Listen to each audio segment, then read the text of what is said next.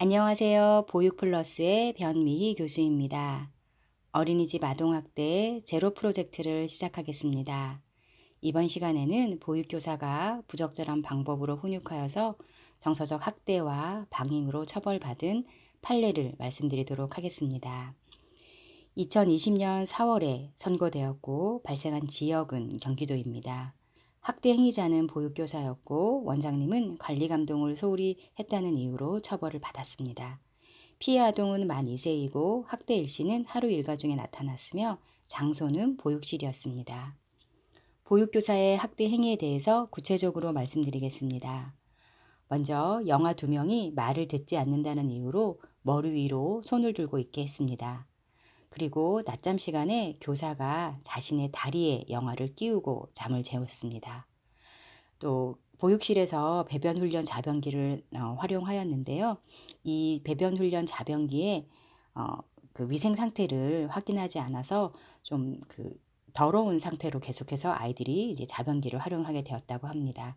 이러한 학대 행위가 총 30회에 걸쳐서 발생하였다고 이제 판례에 제시되어 있습니다. 원장님 같은 경우에는 관리, 감독할 의무를 소홀히 하여서 아동 학대를 방지하지 못했다고 해서 처벌을 받게 되었습니다. 구체적으로 다른 교사로부터 가해 교사의 부적절한 훈육 태도에 대해서 보고를 받았습니다. 그래서 가해 교사와 면담을 했는데도 구체적으로 확인하거나 재발 방지 대책을 세우지 않았습니다. 그리고 배변 훈련형 자변기를 활용하고 있다는 것을 알고 있었는데 위생 상태를 점검하지 않았습니다. 이렇게 원장님도 관리 감독의 의무를 소홀히 하였다는 이유로 처벌을 받게 되었습니다. 판결 내용을 말씀드리면 보육교사는 신체적 학대, 정서적 학대, 방임 행위를 했다고 제시되어 있고 이러한 행위로 인해서 징역 1년에 집행유예 2년을 선고받았습니다. 40시간의 아동학대 재범 방지 교육을 수강하도록 하였고 아동 관련 기관에 3년 동안 취업을 하지 못하도록 취업 제한 명령도 내렸습니다. 양형의 이유로는 전과가 없고 반성하였다는 점과 또 피해를 변제했다는 점을 들었습니다. 원장님은 보육 업무 및 보육교사 지도 감독을 소홀히 하였다고 하여 벌금 1,000만 원을 선고받게 되었습니다. 수감 명령과 아동 관련 기관의 취업 제한은 없었습니다.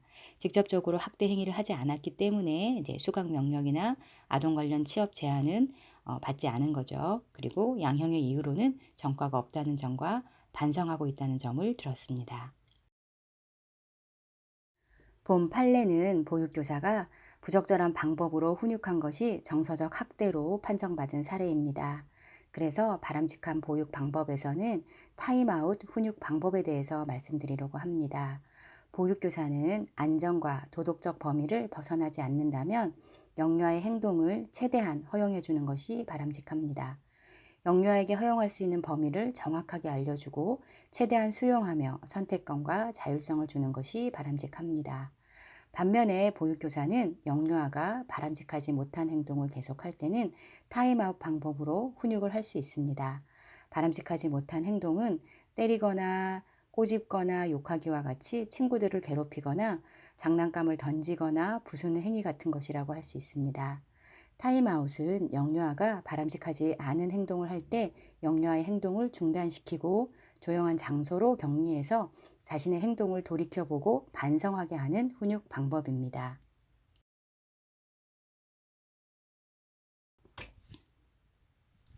타임아웃할 절차에 대해서 말씀드리겠습니다.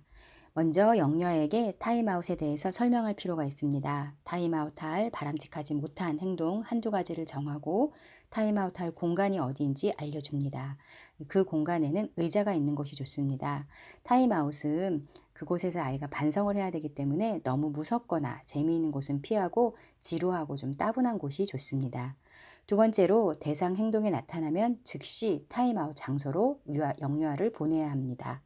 그리고 어, 그 영유아의 연령에 따라서 3분에서 10분 정도 타임아웃 할 시간을 정하고 휴대용 타이머로 시간을 맞추어야 합니다. 그 시간 동안에는 영유아가 타임아웃 할 장소에 있어야 합니다.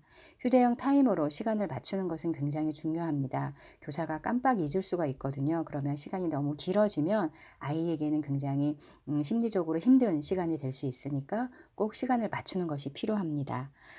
네 번째는 교사는 일관적이고 엄격한 태도를 유지해야 됩니다. 왜냐하면 그곳에서 아이가 이제 반성을 하도록 해야 되기 때문입니다. 그래서 타이머가 울릴 때까지 아무런 관심을 보이지 말아야 되고 아이는 이제 그 상황에서 이제 반성해야 되는 부분인 거죠. 마지막으로 타임아웃 해지입니다. 타이머가 울린 후에 영녀에게 타임아웃 장소에 간 이유를 말해보도록 해서 스스로 본인의 바람직하지 못한 행동에 대해서 반성할 수 있는 이제 기회를 주고 이제 마무리하시면 되겠습니다. 이번 시간에는 부적절한 방법으로 훈육을 해서 정서적 학대로 판정을 받은 사례에 대해서 말씀을 드렸고 또 적절한 방법으로 훈육할 수 있도록 타임아웃에 대해서 말씀드렸습니다. 수고하셨습니다.